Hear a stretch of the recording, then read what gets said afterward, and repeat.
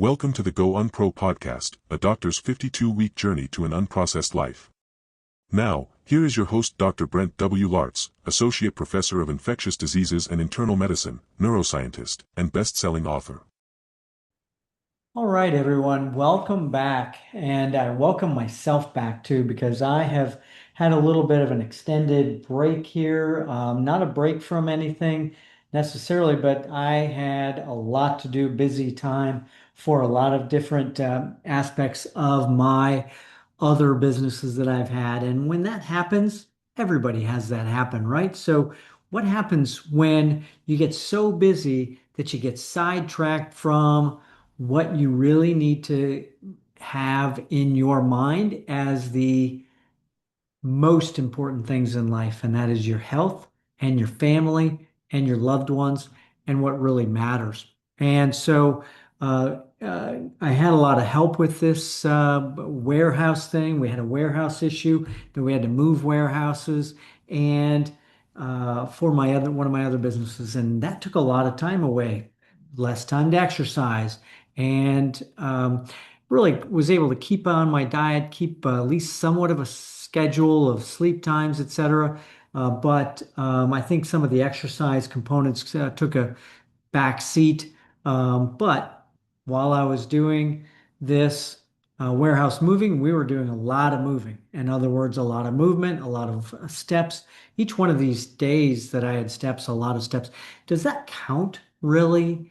Certainly, for the most part, manual labor can be exercise, but it's not complete exercise, and it doesn't exercise necessarily all of the components of what you need for strength training and your cardiovascular benefits.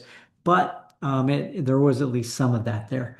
And so I welcome now this because what I determine this to be is a setback and some failures. And I need to embrace those failures for renewal. Renewal is what this is.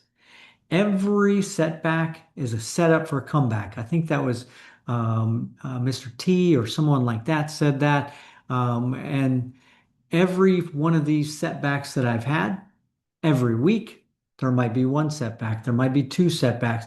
And I think I've mentioned this in the past in some of my social media.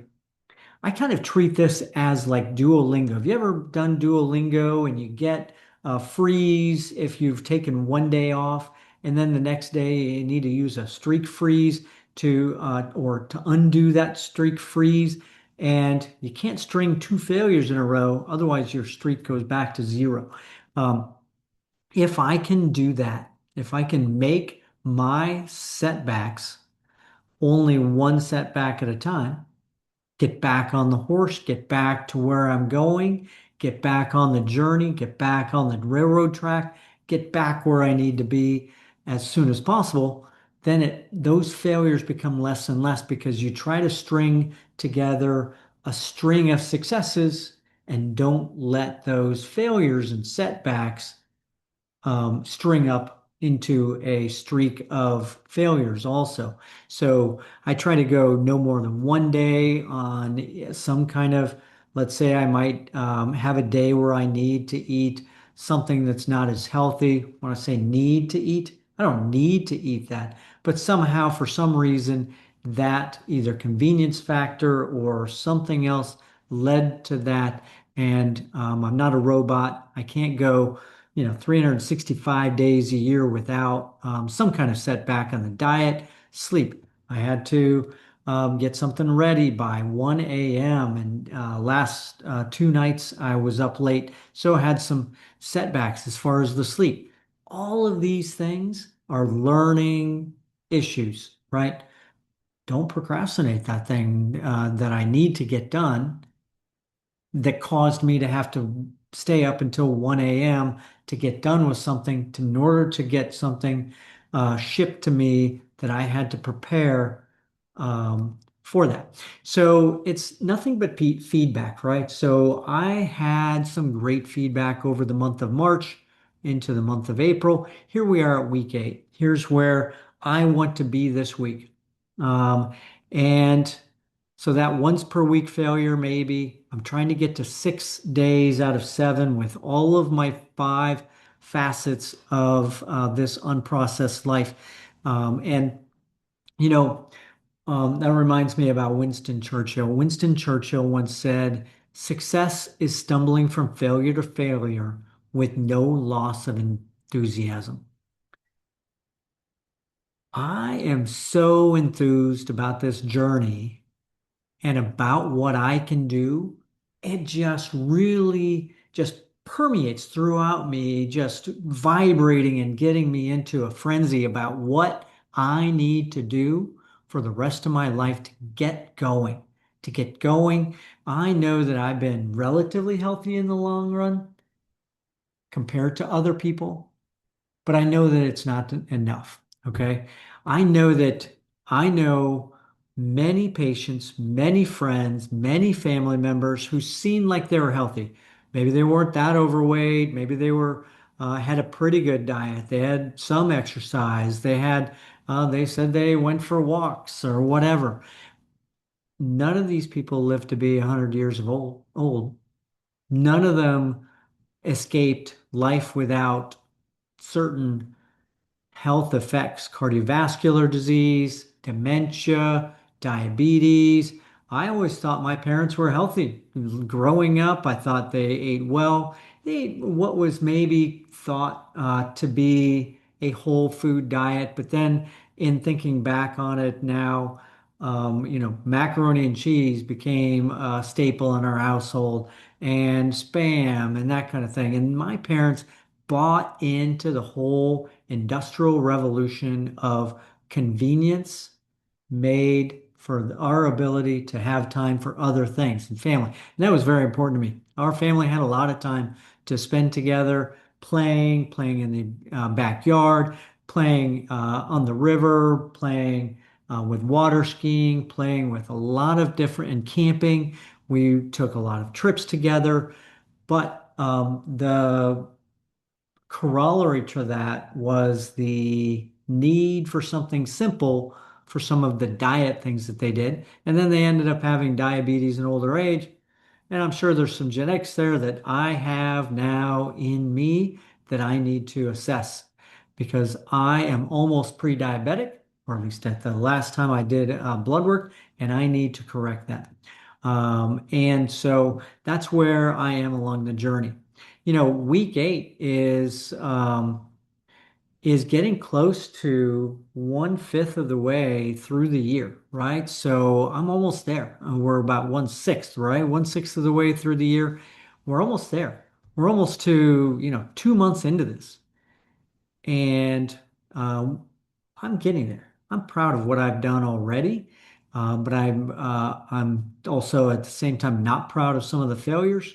But those failures, I'm learning from them. Okay, so I'm getting feedback on this journey, getting feedback with the scale that I see, with some of the blood work that we're doing, and that's going in to the bucket here, the bucket of success, the bucket of everything that I'm saving up for my health, for my retirement, because I want to be healthy in my retirement. I'm already 56 years old, 57, 57 now after the beginning of this. I was 56 during the beginning of this journey, now 57 years of age. And tell you, that bucket of success is piling up of successes that we're having that's going to enable me to be 70 years of age, 80 years of age, hiking into my 80s to really get a health benefit here. Okay, so something I'm looking forward to here.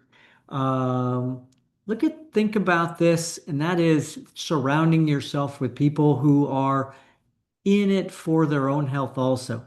Okay, so you have to have people that you surround yourself with that do the right thing also, because you will follow them, they will follow you. Kind of, if you've heard of the crabs in a bucket metaphor, have you ever seen and or put a single crab in a bucket, and that crab sooner or later figures out how to reach its claw up to the ledge to get itself out of there.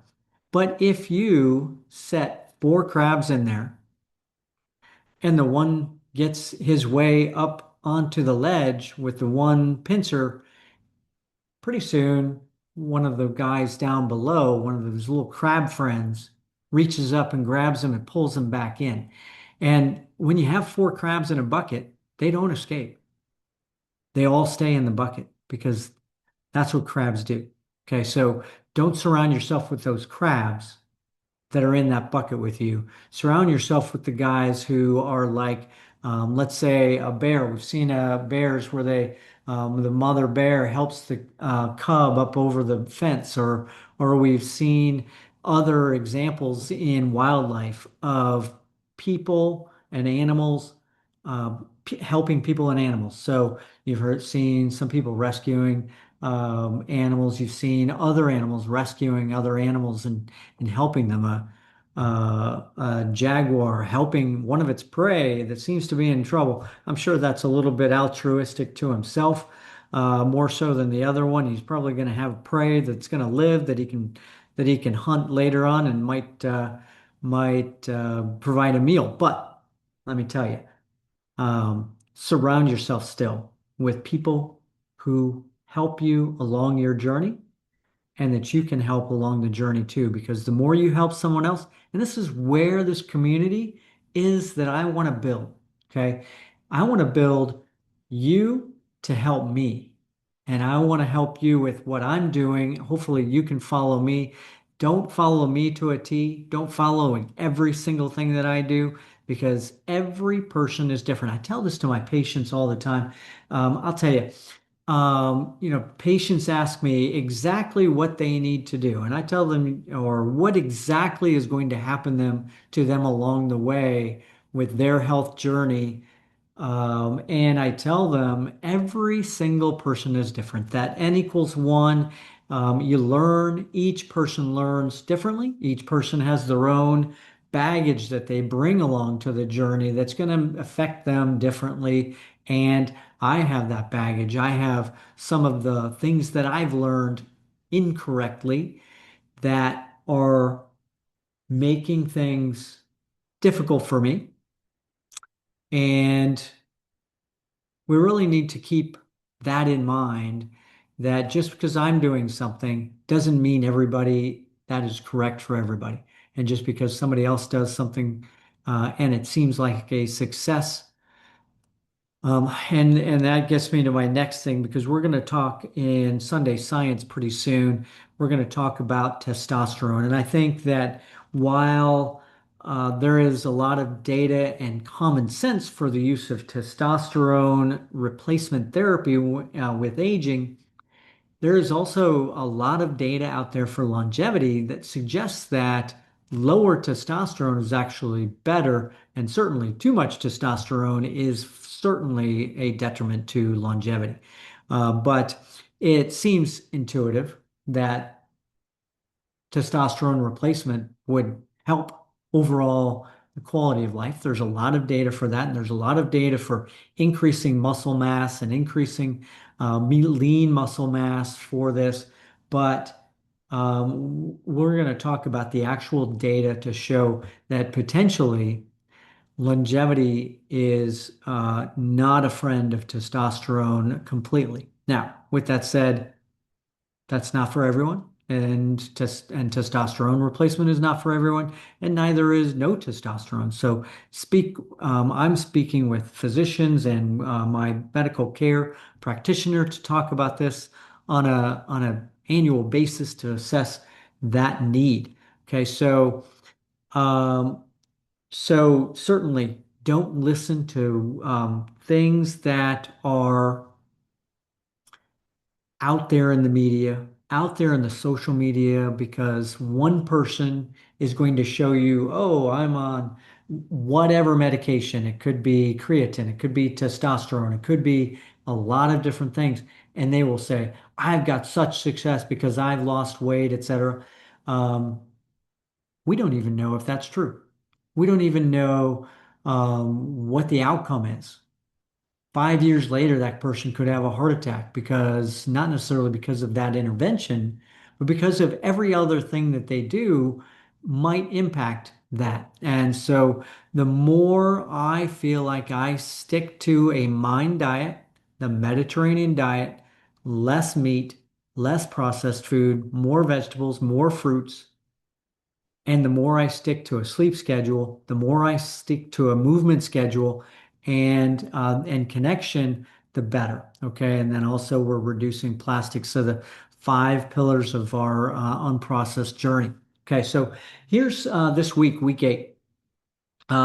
Week eight is a little bit of a rehashing. This is a very short podcast, rehashing of some things, but I am going to a processed oil avoidance. Okay, so that doesn't necessarily mean seed oil versus others. I know that potentially olive and avocado oil are potentially healthier oils than some processed oils.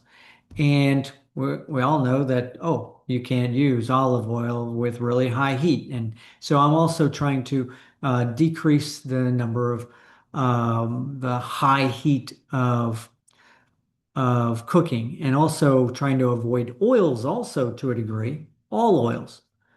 Cooking with water. With the wok and Asian cooking for a long time, they cooked with only water, not any kind of oil. And slowly over time, now that has been replaced by now using a lot of oils in cooking with woks and with stir fries, etc. But I've been working with trying to avoid all oils and cooking with water as the lubricant one would say in the pan. But I try to use 80% olive or avocado oils and then about 20% trying to use cold pressed seed oils. And is this an exact science? If you look at your general packaged processed foods and you see oils in them, what do you think the likelihood is that when you see canola oil, sunflower oil, or vegetable oil, or the magical, it'll say vegetable oil, in parentheses, it'll say canola, safflower, or some other oil, and it'll put an and or in there. That gives them the complete ability to substitute those based on the lowest cost oil of the day, right? So how do we believe what they then, a lot of foods that I try to eat that are packaged or processed, I try to get the ones that say either cold pressed or on the ingredients and not just plain vegetable oil and canola oil, because who knows whether they've used organic cold pressed and or something healthier than something that's been heat processed, chemical processed that could have impacted the quality of that oil. So the other thing about diet this week is trying to again increase the number of reds, yellows, oranges, and tomatoes. And when I say that, these colors and maybe the purples and the blues, increasing those again this week, trying to increase those, trying to get to the blueberries, get to the red, yellow, and orange bell peppers. I love bell peppers and also love habanero peppers too, but and tomatoes. I love making my own tomato sauce. Okay, so a really good spicy marinara sauce that's homemade from fresh tomatoes. You can't beat it. Why can't you beat it? Because it was cooked there, right there. It didn't have to come, 1,000 miles from a factory, put into a can or a jar. It's right there for you. You mix it. The vegetables are fresh, the vitamins are fresh, the minerals are fresh, all of those antioxidants are fresh, not processed, not heated, not irradiated, probably. Who knows what they do with these canned foods? And then also, you have less plastic, right? All of these cans have plastic linings in them. So I'm avoiding that and making fresh foods every week. And I've really been impressed with what my son has done too. He's just out of college and he's cooking for his own life now. and he is doing meal preps on Sundays. And so I've been really impressed with what he's been doing and what my daughter's been doing up in DC and in school still. And really impressed with what hopefully I've taught them. And certainly growing up, and I hadn't started on this journey yet, but I think that all of the things that I had to do for my son, let's say for his dairy allergy and making our own, let's say, cream of mushroom soup for some kind of a noodle dish, I had to always make my own ingredients for him for some of these dishes that he loved for, let's say a noodle casserole of some sort with cream of mushroom soup, making it with fresh mushrooms and some dairy-free products that were real.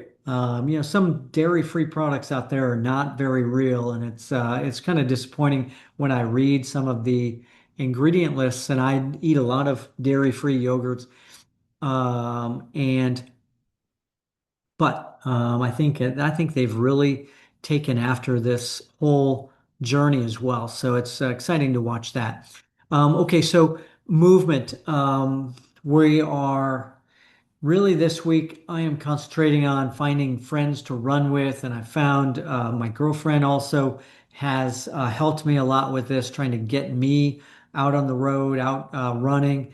Potentially this week, again, we've talked about mixing up the types of exercise daily and getting some bike riding in there, getting some tennis. But finding a friend to run with or gym at happy hour, instead of happy hour and going out for drinks, find two friends to go to the gym with and and invite them over to go for a happy hour run. I have a really good friend that over the past couple of months we've been doing a happy hour run every once in a while. We used to go to happy hour together and or go to the yacht club together at happy hour. And this friend, I'm going to invite him over this week to do a run at happy hour.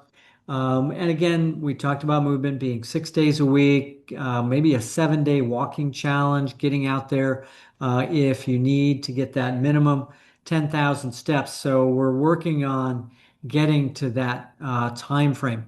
Really should be 6 days a week. Get a day of rest in there, okay, during that week. And I'm trying to get that rest and restoration. I think the Aura Ring is helping me figure out when I need to get that rest as well. And that leads us into the next step is that restoration and sleep. We've talked about using entrainment theta waves at night for sleep, and we've talked about other things. Really, the next thing is with that meditation at night and with maybe the feeling good feelings of the day, right? So, wow, what a great day every day is that I have.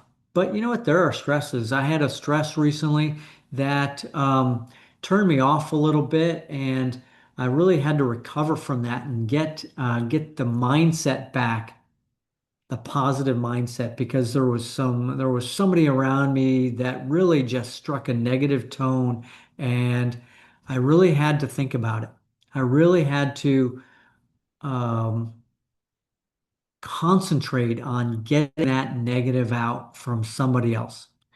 And uh, it wasn't successful for a day or two. Certainly went into that negative sensation and letting somebody else affect you. And certainly there are self-help people, Mel Robbins, who says, let them, right? Let them do what they do. All I can concentrate on is myself. Okay. Let them ruin their life. Let them ruin their life with the negativity that they are having, right? So um, I can only concentrate on my own positivity. And something my kids have done with me for a long time is I think that really helps me periodically is to think about the rose-thorn-bud um, aspect of life and thinking and concentrating on those things that are positive, you can't ignore the negative. You have to bring it in, but you have to also then think about the positives that that's going to bring about. Okay, so that you get that rose, you think about the great thing that happened, you think about the thorn, and you think about what that impact is on you, but also how to turn that around and turn that thorn into a bud, because there are buds right next to that thorn, right? So there are buds that are gonna come off of that rose bush. That rose bush has a thorn, and then you notice that probably, just 1 inch up the stem, there is a bud, and that's going to become a flower, right? So what we need to think about every day and every night when you go to bed is about that one good event that happened that day. Think about three of them because there are more than one good events. I have many patients I see every day, and there are so many good events every single day in that life, and obviously I have negative ones too because people um, don't always turn out for the best in their health journey. But think about that one improvement that you could make, and that's the thorn. Okay, so that is one way to think about this thorn and the negative thing that happened in your life. What's an improvement that could happen to make that thorn not so much of a thorn? Then think about the bud and think about how that thorn could, or maybe even just the good events or something that I'm looking forward to in the next day, next week, or something like that. So, today I met with a physician today that really could help me uh, advance in my career and advance my practice of medicine.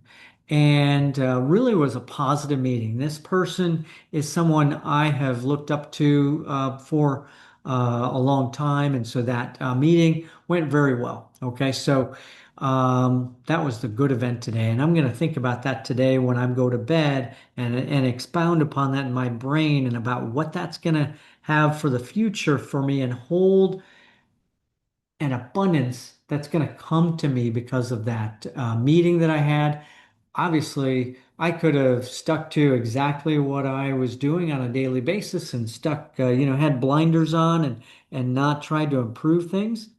But I went out of my way to have that meeting. And every time I have one of those meetings, it is a joy to my life, right? So, and today, and I talked about this earlier in this podcast, the thorn was the fact that I was up until 1 in the morning last night and the night before. And waking up this morning was more difficult, obviously, right? So my sleep quality score on my aura was in the 50s and 60s, and I need to improve my time management.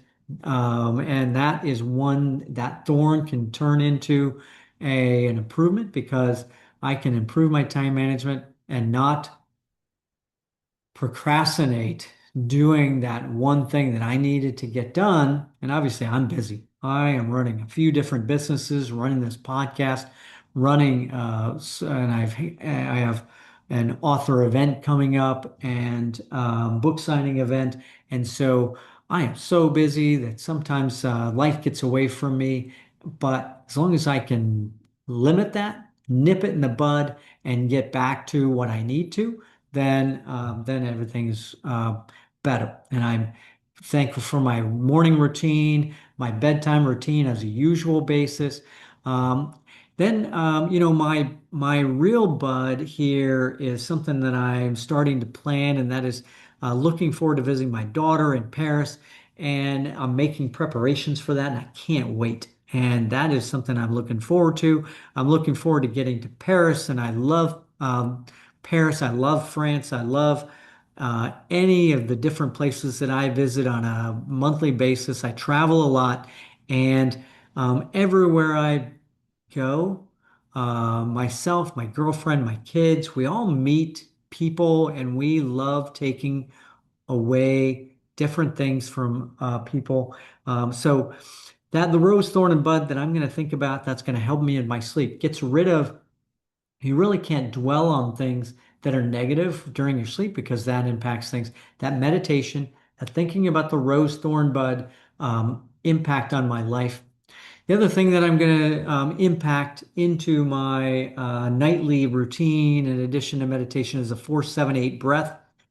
This is a relaxation technique that um, helps to bring about the parasympathetic system into the forefront, the jugular venous um, system for the parasympathetic system, the 478. So what the 478 breathing um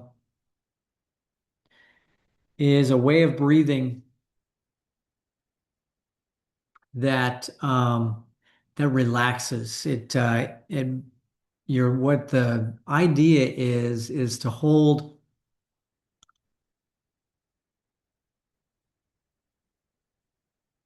um, is to start with breathing in for 4 seconds. Okay, so you start out breathing in through your nose.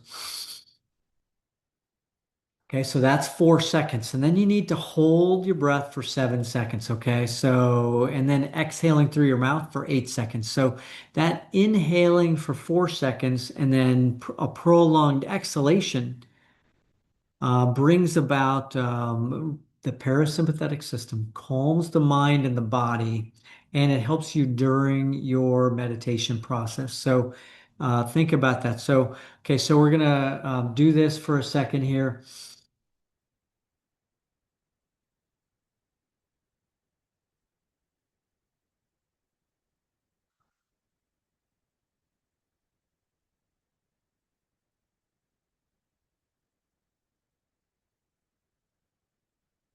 Wow, that even just a single breathing in and out 4, 7, 8 really brings about. You can feel your heart rate decreasing. You can feel your stroke volume increasing in your heart to improve your vagal nerve, bringing about jugular venous distension and bringing some of the blood out of your brain and into your system, and it really calms the mind. Okay, so I would say somewhere between 4 and 10 of those breaths is what I do. If you do a lot of these in a row, then you could potentially hyperventilate and that kind of thing. But do at least for about 10 minutes of this. So I do, maybe, um, and I don't always do for the entire 10 all 4, 7, 8 breathing, but it does, if you do some majority of that, does help me to relax. And so I'm instituting that into my um, connection here. So connecting with the mind, connecting with the body for sleep. And that's the deal. When you get past about 8 o'clock p.m., getting to that time frame where you can calm the body, calm the mind, and bring those roses, bring those thorns to the surface and deal with them and turn them into a positive, turn them into a bud, turn them into a bud that's gonna become the flower. Okay, so you start out with your rose because probably that rose that happened today used to be a thorn, and then it became a bud, and then it became a rose. That rose today didn't happen because some magical something else happened. Certainly, obviously, the rose today of that meeting didn't happen just because that physician was there and their positive attitude, and I'm surrounding myself with these positive physicians who have that. But I went out of my way to get that. Why did I go out of my way to get that? Because there was some other thorn in my life that precipitated me needing to get connection with other people for success, right? So at one point in the past, that rose happened because of a thorn and a bud that I saw an opportunity, and I turned that bud into a rose. Now, this bud that I have also that I'm thinking about visiting my daughter, when I am in Paris and I'm going to sleep at night in a few weeks, and I am thinking about that rose of being in Paris and being in the city of lights and city of just a magical romantic city that it is. and all of the positive things that happen in Paris and all of the great historical things that have happened in Paris, I'm going to be thinking about that rose. But that rose happened because of the bud of my thinking and also because of maybe the thorn of everything that I had taught my daughter about travel and getting out into the world. And then the bud that she had in her life of wanting to be in Paris.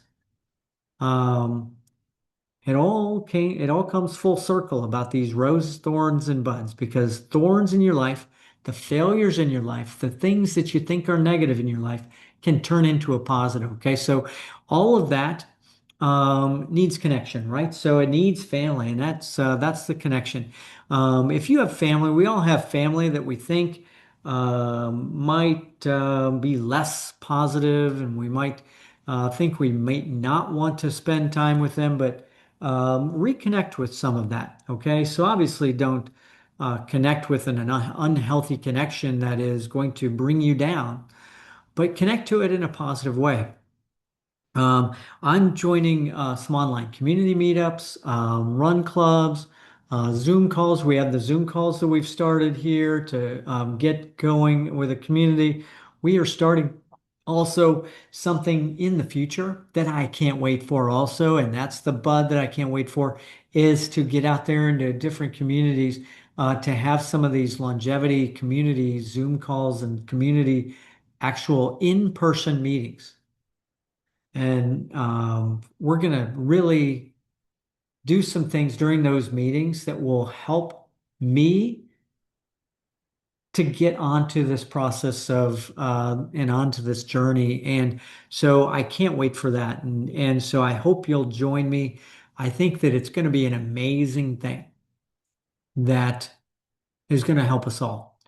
I hope that my positivity and everything can impact you. And I want all of the positive, and I love all the positive outflowing that I have from everybody, bringing their positivity into my life. I love it. I love every bit of it. I love every minute of it. Well, that was a Loverboy song, right? And I'm showing my age there. Maybe, age is a number, but it also is an experience. And I don't think any of you younger people here on the podcast know maybe what Loverboy is, but they have a song called "Loving Every Minute of It," right? I'm pretty sure that's Loverboy. Hopefully, I'm not wrong, and somebody's going to comment about this. But "Loving Every Minute of It" is a song that really impacts what I love from you guys. I love all of you guys. I love what you're doing with your life, and I love what I'm doing with my life, and I can't wait to go on further with this. And that connection, there are 1,000 ways and 1,000 things every day you can do for connection. Reaching out. We've talked about reaching out to other people and keeping up with some of your friends that you might have lost along the way. Very important. Okay, so that's the fourth pillar, the connection, what we're building. You can find us on Substack, Facebook events, Go On Pro Longevity, the community Zoom call. Go to goonpro.com to see some of these events, and and we'll see you maybe in person in a city near you. And we'll also see, starting here in Florida, but also worldwide. I might even set up an event in Paris for that matter. I'm sure that there are some people listening in Paris potentially that could come, and I'll practice my French and we'll je vais à Paris, right? So I don't know French that well, but je t'aime beaucoup, okay? Je t'aime beaucoup, et would it be je m'aime beaucoup? Would be I love myself very much too. So loving every minute of it, love every minute of what I'm doing with this. I can't wait to get out there and see you, meet you, see what you're doing with your lives, and I can't wait. So, plastic. We have our plastic reduction, right? Here's something that is a minimal small thing, doesn't cost a darn dime, okay? So to do this, you ever go to the produce section of your market, and they have those little plastic bags that you can open up, and then you put two peppers in there and put it in your cart. And there are certain things that you can't collect without using a paper bag, but I try to just set those peppers naked in the cart, right? Why use a paper? Why use a plastic bag for that? Why use that? And that plastic bag is made with some really bad plastic. Okay, so um, I don't want that plastic next to my pepper skin that I'm going to be cooking later that I'll rinse off potentially, but I don't want that plastic next to it. I get a lot of whole nuts and whole non-roasted nuts, whole raw, I guess that would be it, whole raw cashews, whole raw nuts, and I don't want to put those in a plastic bag. That's really getting stuff there that's going to be, I'm not going to wash off my cashews before I make them into a cashew milk or a cashew yogurt or whatever. Um, what I've tried to start doing is visiting the checkout area, getting a couple of the small plastic or paper bags that you can put those in if you absolutely need to. Like, let's say for the whole raw cashews, you have to have a bag for them somehow. That's something you can put in your cart. So, using those produce paper bags, or there's also a way you can get a hemp bag to put those in to be weighed and avoid that. Then some grocery stores. I know Sprouts does it at some of their grocery stores, putting some of those hemp bags out there. You have to purchase the hemp bag, but it can be reused next time you go to the grocery store. And then when you get home, you can put them in a glass jar. I know that also in the past, I think at Whole Foods, I bought some. I use a lot of quart canning jars, right, or quart canning ball jars, etc. Um, you could fill up that with your nuts and pay for the canning jar. And now it's in a glass jar now that you've done. I use that a lot to store a lot of my food at home, use a lot of glass jars, trying to avoid plastic and or the plastic containers, and we talked about that before. And we can reuse these paper bags, okay? More vegetables is going to help also avoid that plastic overexposure. All right, so that's week eight in a nutshell. We're almost a sixth of the way, getting toward a fifth of the way, a couple of months under our belt almost. And let's go do a rundown really quickly of things we've done in the past. We've increased our movement. We've started our accountability by getting an app. I've really gotten into my sleep and circadian rhythm tracking and my Sunday meal prep. I've avoided fast foods. I drink water daily. I get a prescription of water that's brought to me, trying to avoid plastic, but it's not completely avoidable. But I would rather drink water out of a plastic bottle than drink a soda or something else. So um, I have increased my vitamin D and calcium supplementation, B12 supplementation, increased my um, whole food diet and less meat, more vegetables, more fruits, more antioxidants, really impacting my microbiome. I've avoided dairy for my own purposes. In general, I don't eat any red meat hardly at all, maybe once a month at the most. Poultry and seafood only, or maybe a couple of days a week. I do a lot of home prepping and home making of stuff like hummus and bean salsas to try to get protein into my diet. The other thing that we've done for our movement is our resistance training, doing that 3 days a week, and increasing our psyllium intake for fiber intake. I've gotten rid of a lot of my plastics in the kitchen and in the household. There's a lot of work to do with that, but use only steel pans. I use a lot of cotton um, clothes. This is certainly not cotton necessarily, but I've increased it. I love my t-shirts that I have that are a Pima cotton that I use. And let's see what else. I'm going vegan 2 to 3 days a week now. I started out once a week, now going to 2 to 3 days a week, and I'm hoping to get to that about 6 days a week at some point down the line. We're avoiding processed oils, avoiding processed foods, avoiding packaged foods on a few days a week, trying to get to only foods that you make yourself, only foods that are single ingredient foods, and that all impacts the microbiome. Something we've done once so far in the past and trying to keep doing, and we'll do that again soon, is that 40 whole foods weekly. I think we're going to get that again. Week 10, we're going to do that 40 whole foods weekly. So 40 different nuts, vegetables, or fruits, 40 different types during the week. It's a little bit difficult, and really some say not difficult, but it is something that is accomplishable.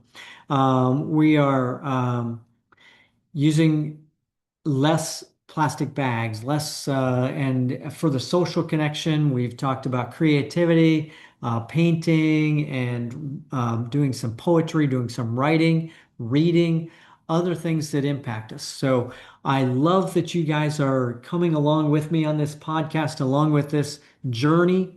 Find us on all of the social media, Substack and YouTube and goonpro.com. You can find us there. All of these are available. Again, I'm not selling anything.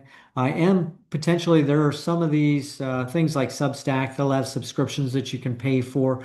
But I'm telling you, the only thing that I'm making here is to basically bring this process and this connection with you together by paying for websites, paying for the storage for this podcast. It's not inexpensive to do all of this. So I love that you're with me. Keep showing up. I'll keep showing up as well. Thank you for hanging out with me. I'll see you next week in week 9. And also for the Sunday Science. Look for the Sunday Science podcast.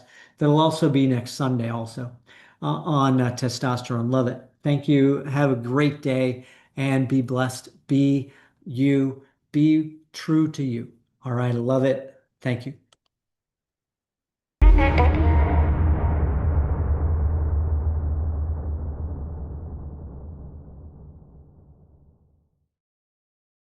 This site and any information communicated within it are not intended as medical advice.